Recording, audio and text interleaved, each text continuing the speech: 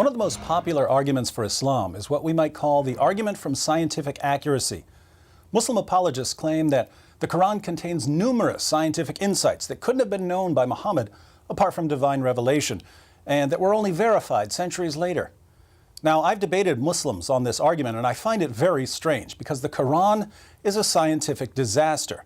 Everything Muhammad could get wrong, he got wrong.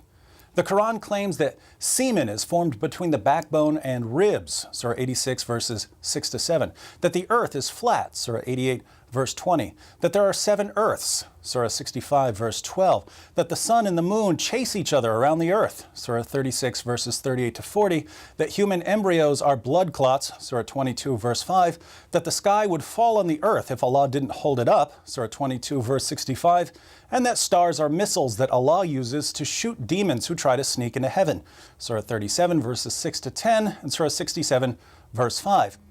But I don't want people to think that I'm making things up, so let's read a few verses. Passages about stars being missiles are interesting. Surah 67, verse 5. And indeed, we have adorned the nearest heaven with lamps. Lamps are the stars.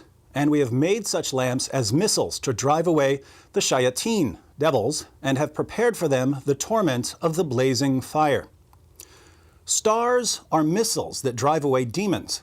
How does this work? Surah 37, verses 6 to 10. Verily, we have adorned the nearest heaven with the stars for beauty, and to guard against every rebellious devil. They cannot listen to the higher group, angels, for they are pelted from every side, outcast, and theirs is a constant or painful torment, except such as snatch away something by stealing, and they are pursued by a flaming fire of piercing brightness. Demons who sneak into heaven to steal some information are pursued by a flaming fire of piercing brightness. Muhammad explained in the hadith that this refers to shooting stars. When you see a shooting star, it's because Allah or the angels caught a demon trying to steal something and hurled a star at the demon. Now, this is silly on multiple levels. Shooting stars aren't really stars. They're rocks that burn up when they enter the Earth's atmosphere. And how many Muslims really believe that when a rock hits the Earth's atmosphere, it's to stop a demon from getting away with valuable information? Muslims today know more about stars than the author of the Quran did. Let's look at another passage. Surah 18, verses 83 to 86. And they ask you about Dhul Qarnayn. Say, I shall recite to you something of his story. Verily, we established him in the earth, and we gave him the means of everything.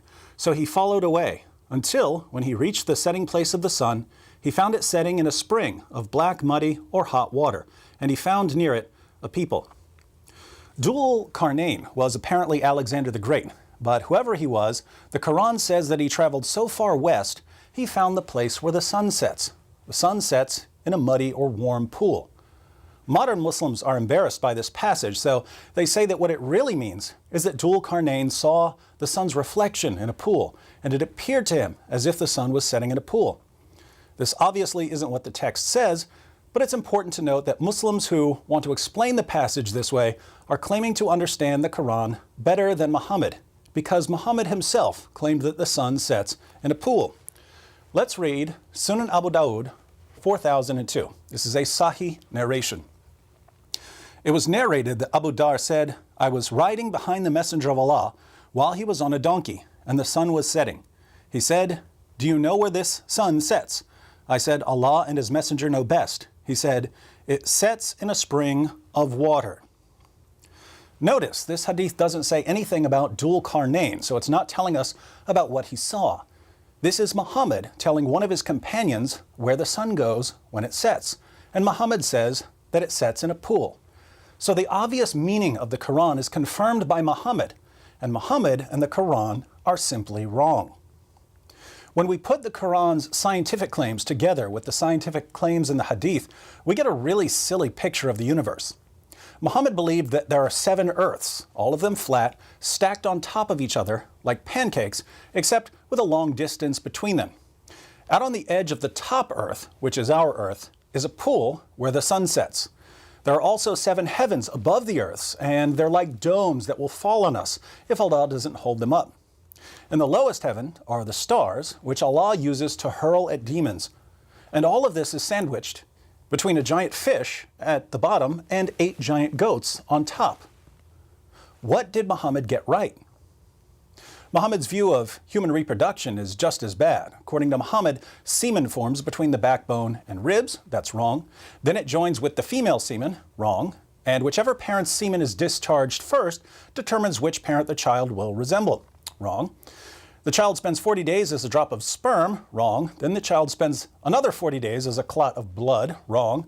Then the child becomes a lump. Wrong. Then the child becomes bones. Wrong. Then the bones are wrapped with flesh. Wrong. After the final shape is determined, Allah finally decides whether the child will be male or female. Wrong. So here again, what did Muhammad get right? If this is the greatest evidence for the prophethood of Muhammad, we can only wonder why anyone believes in Islam.